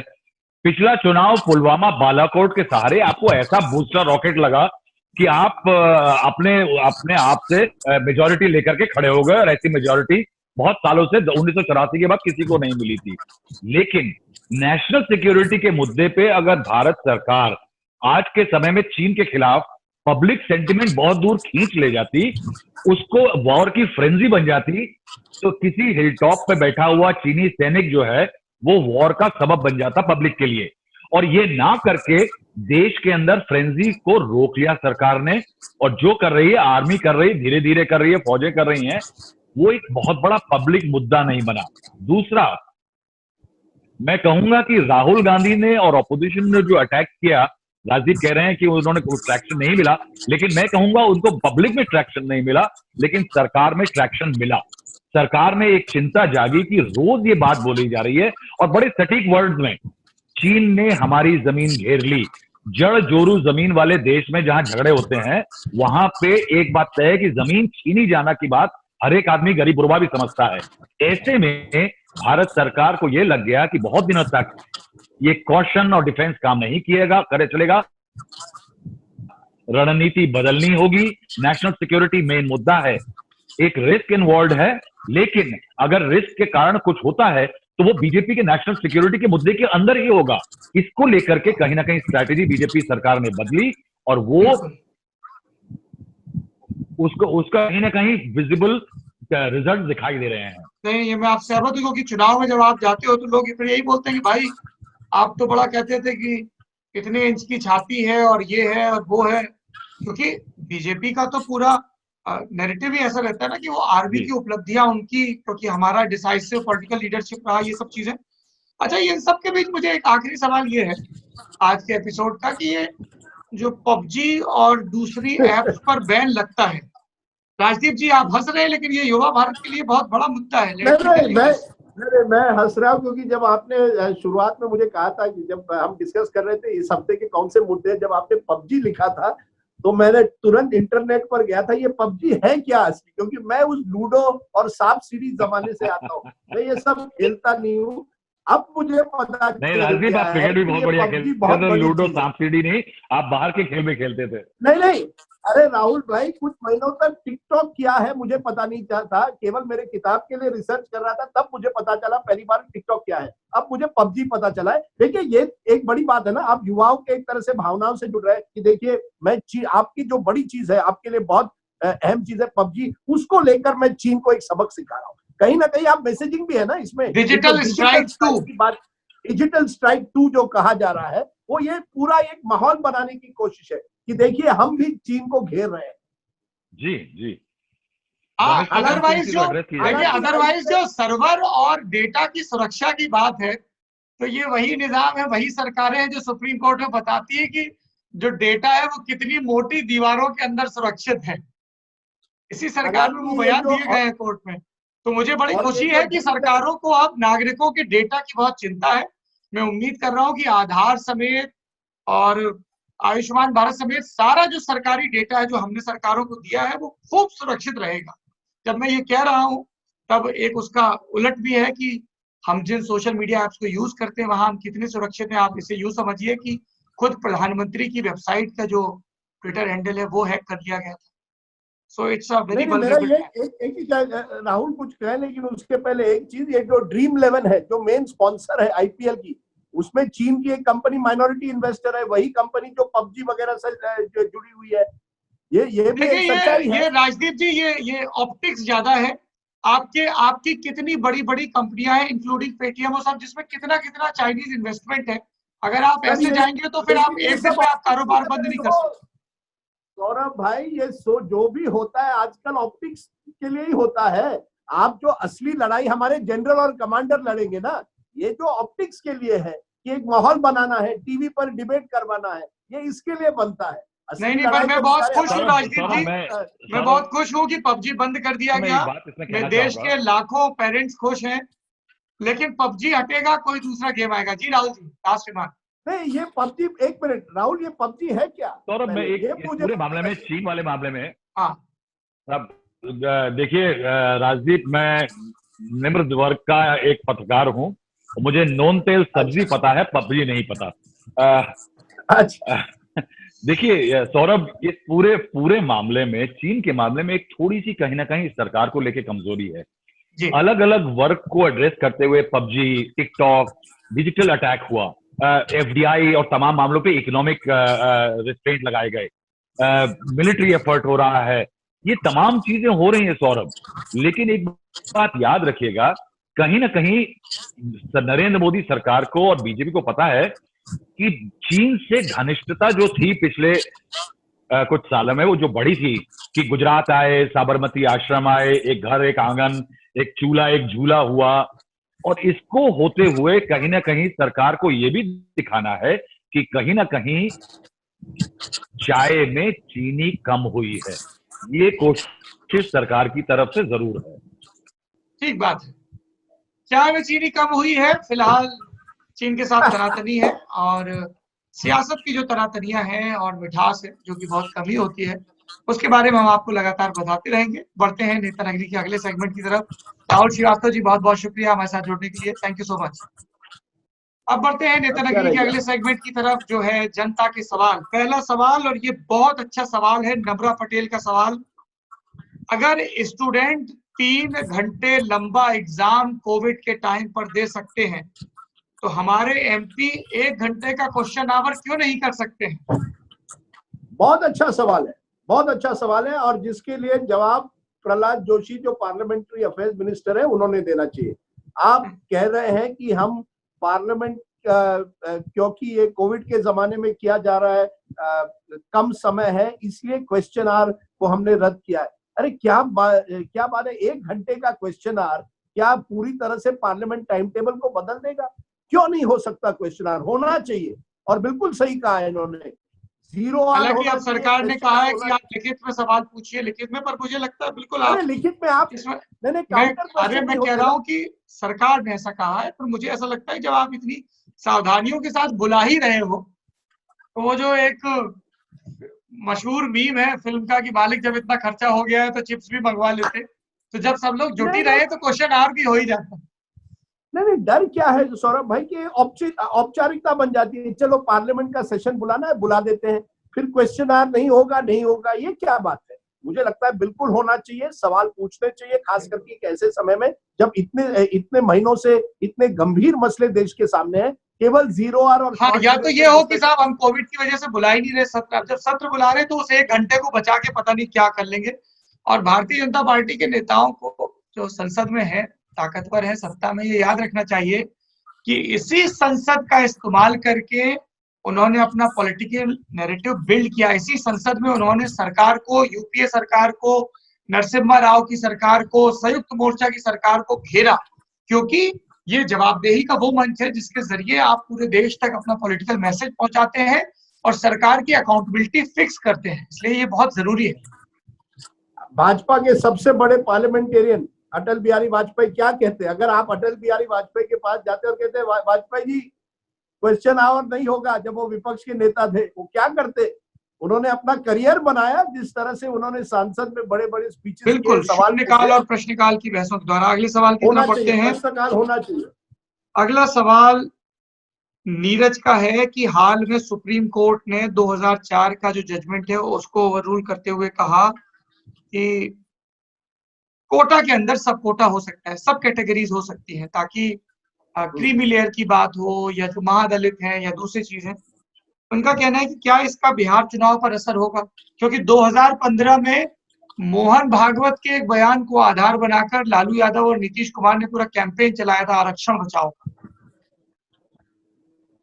देखिए, अगर सरकार इसको अमल करती तो बात अलग है। अभी तो ये कॉन्स्टिट्यूशन बेंच में, 7 जजों की बेंच में भेज दिया गया है। बिल्कुल, अगर कल, मुझे नहीं लगता कोई सरकार आज की तारीख में इन सब मुद्दों में ऐसी चीज अमल करती इलेक्शन के पहले जिससे बिहार चुनाव पर असर हो। तो मुझे नहीं लगता केवल एक सुप्रीम कोर्ट के जजमेंट के जरिए कोई इतना बड़ा असर होगा। नहीं, मोहन भागवत और इस पे बहुत फर्क है। यश आचार्य ने जीडीपी के बारे में पूछा है, पर उस पर हम लोग विस्तार से बात कर चुके हैं। आखिरी सवाल राशिद का है कि मीडिया ने रिया को हत्यारी साबित करने में कोई कसर नहीं छोड़ी। मान लीजिए कि अदालत रिया को क्लीन चिट दे दे, तो उनकी जो इतने दिनों से जिंदगी नरक बना दी गई है उसके लिए जिम्मेदार कौन होगा? इस सवाल का जवाब मैं दर्शकों से चाहूंगा। मैं अगर आज कुछ कहूं तो आप मुझे कटघरे में रखेंगे। जब से मैंने रिया, सही कह रहे हैं, अब मत कहिए कुछ। अब देखिए, ये कह दिया आपने, कह दिया, बस पर्याप्त है। बस इतना मैं कह रहा हूँ, जब से मैंने रिया का इंटरव्यू किया है, ऐसा मुझ पर आरोप लगाए जाते हैं तो मैं तो सोचता हूँ कहाँ मैं फंस गया। तो आप जनता जनार्दन है, आप निर्णय लीजिए। आपको भी अपनी कार से भागते हुए कुछ लोगों का पीछा करना चाहिए था। बढ़ते हैं नेता नगरी के आखिरी सेगमेंट की तरफ जिसका नाम है फुर्सत की सलाह। क्या सलाह है सर? सलाह, इस हफ्ते थोड़ा मैं ज्यादा सोऊंगा। बहुत दिनों के बाद मुझे नींद इस हफ्ते अच्छी नहीं आई। मैं रात को यूएस ओपन टेनिस देखता हूँ, बड़ी अच्छी टेनिस चलती है। कल एक भारतीय टेनिस प्लेयर था सुमित नागल, बहुत अच्छा खेला, हार गया लेकिन अच्छा खेला। तो वो एक किताब मुझे मिली है, dialects of silence, Delhi under lockdown. ये कॉफी टेबल बुक है, लेकिन मुझे ये अच्छी लगी क्योंकि इसमें क्या है, दिल्ली के 3 महीनों की तस्वीरें अप्रैल मई। रोली की तरफ से, रोली ने पब्लिश की है। रोली की, और रोली बड़ी अच्छी कॉफी टेबल बुक निकालता है, तो उन्होंने मुझे भेजी है। देखिए, किताब करीब 3000 रुपए की है, मैं खुद खरीद नहीं पाता, उन्होंने मुझे कॉम्प्लीमेंट्री भेजी। हाँ राजदीप जी, आप अपना पैसा किताबों पे नहीं खर्च करते हैं, हमको पता है। नहीं, मैं मेरा पैसा किताबों में खर्चता हूँ, लेकिन 599, 699। तो आप ये मत कहिए कि आप 3000 की किताब नहीं खरीद सकते। हाँ, मैं 3000 की किताब नहीं खरीद सकता, और मुझे वैसे कॉफी टेबल किताबों में इतनी रुचि नहीं है। लेकिन ये जो कुछ पिक्चर है, तस्वीरें बड़ी अच्छी है, तो ये मैं देख रहा था आज। इसके साथ साथ एक क्रिकेट की बड़ी अच्छी किताब है जो कई महीनों पहले निकली है, लेकिन मैं पढ़ रहा हूँ, क्रिकेट कंट्री। ये किताब है, प्रशांत किदम्बी ने लिखी है, जो पहली क्रिकेट टूर हुई भारत की 1911 में, जो महाराजा पटियाला, लगता है जो अमरिंदर के ग्रैंडफादर थे, दादाजी, उन्होंने वो टीम लेकर गए थे। बहुत ही अच्छी किताब है, क्रिकेट कंट्री, पूरी प्रशांत किदम्बी की। हाँ बिल्कुल। 1911 क्रिकेट टूर, जो पहली भारतीय टीम इंग्लैंड गई थी, उसमें 2 बड़े दलित क्रिकेटर थे, जिस पर राम गुहा ने भी किताब लिखी है। पावलनकर ब्रदर्स जिसे कहा जाता है, उन पर, वो भी उस टीम में शामिल थे। तो बड़ी इंटरेस्टिंग इतिहास से जुड़ी हुई किताब है, तो वो मैं पढ़ रहा हूँ। और मैं अभी तक मैंने गुंजन सक्सेना नहीं देखी है। जब से आपने उस पर कहा उस दिन की वो एक्टिंग ठीक नहीं है, तब से मैं देख ही नहीं पाया हूँ। और मेरी बीवी तो मतलब सुबह ये तो शाम वो देखिए, एर्तुगरुल देखती रहती है। बिल्कुल, मेरी तो मुसीबत जानवी क्या है, कपूर, एक ही जानवी Netflix कपूर को एक्टिंग कनेक्शन नहीं है। आती है। नहीं, प्रॉब्लम क्या है, इस घर में एक ही नेटफ्लिक्स कनेक्शन है, और सुबह शाम शनिवार रविवार मेरी बीवी 8 एपिसोड हर शनिवार रविवार देखती है, एर्तुगरुल। ये जो राजदीप जी, टर्किश सीरियल है। आप इतने बेचारे मत बनिए। आप मेरे नेता नगरी के होस्ट हैं, तो मैं आपको अपना नेटफ्लिक्स का पासवर्ड दे देता हूँ। इतना आप वो मत करिए। और नेटफ्लिक्स पे मल्टी अकाउंट का भी ऑप्शन आता है। इतना पैसा अच्छा, बचा के कहाँ ले जाएंगे? अच्छा, मल्टी अकाउंट हो सकता है। देखिए जी, यही हो सकता। देखिए, ये पबजी, नेटफ्लिक्स, ये सब नए जमाने की चीजें हैं। मैं पुराने जमाने का व्यक्ति हूं। नहीं, देखिए राजदीप जी, मैं आपको एक महत्वपूर्ण बात बताऊं। आदमी एक साथ अपने अतीत और भविष्य से जुड़ा रहता है। अतीत से जुड़ा रहता है अपने माता पिता के जरिए। बहुत सारी चीजें जो हमने नहीं देखी, हमारे पैदा होने से पहले हुई। आप जब प्रोफेसर मैम जो मुंबई में है, आपकी मदर है, उनसे बात करेंगे तो वो आपको 40s की, 50s की, 60s की चीजें बताएंगे। और आदमी अपने भविष्य के साथ जुड़ा रहता है अपने बच्चों के जरिए। आपके बेटा और बेटी इन चीजों से वाकिफ है। लेकिन चक्कर क्या है कि राजदीप जी अपने ट्विटर पर, अपने मोबाइल पर इतने व्यस्त रहते हैं कि अतीत और भविष्य में पर्याप्त आवाजाही नहीं कर रहे हैं। नहीं, ये देखिए, अब मेरे बच्चों ने मुझे कहा आप इंस्टाग्राम पर मत जाइए। उन्होंने कहा वहां मत जाइए, एक बार आप उसमें गिरेंगे तो ट्विटर जैसी आपकी हाल होंगे। तो मैंने कहा चलिए मैं इंस्टाग्राम नहीं देखूंगा। फिर अगर आप नेटफ्लिक्स, अमेजॉन, इतने ये जो नए OTT प्लेटफॉर्म आते हैं, फिर समय कहाँ मिलेगा पढ़ने के लिए? मैं आपकी तरह नहीं हूँ, इतना डिसिप्लिन नहीं हूँ। मैं सोना चाहता हूँ, मैं मस्त रहता हूँ। तो एक तरीके देखिए, मैं कुछ चलिए, मैं चीजें आपको कर रहा बताता हूँ। आप सागरिका को नेटफ्लिक्स देखने दीजिए। मैं आपको एक बार क्यूरियोसिटी बता चुका हूँ। एक OTT प्लेटफॉर्म है मोबी के नाम से। हूँ। मोबी, आप हाँ, वो मोबी, जो आप कह रहे थे। हाँ, तो एक मैंने आपको बताया था क्यूरियोसिटी, एक है Mubi. Selected content, best of the best world and Indian cinema, regional cinema भी, इंडियन सिनेमा भी, और best of the best documentaries, best utilisation of your time. और बाकी कुछ ये आपको क्या हल्का डाउनलोड फुल्का। करना पड़ता है? अरे ये सर, क्या टीवी ऐप पे आ है? जाएगा, ये टीवी ऐप पे है? आ जाएगा। नहीं, ये क्या डाउनलोड करना पड़ता है? ये सर एक OTT फ्री ऐप है? प्लेटफॉर्म है।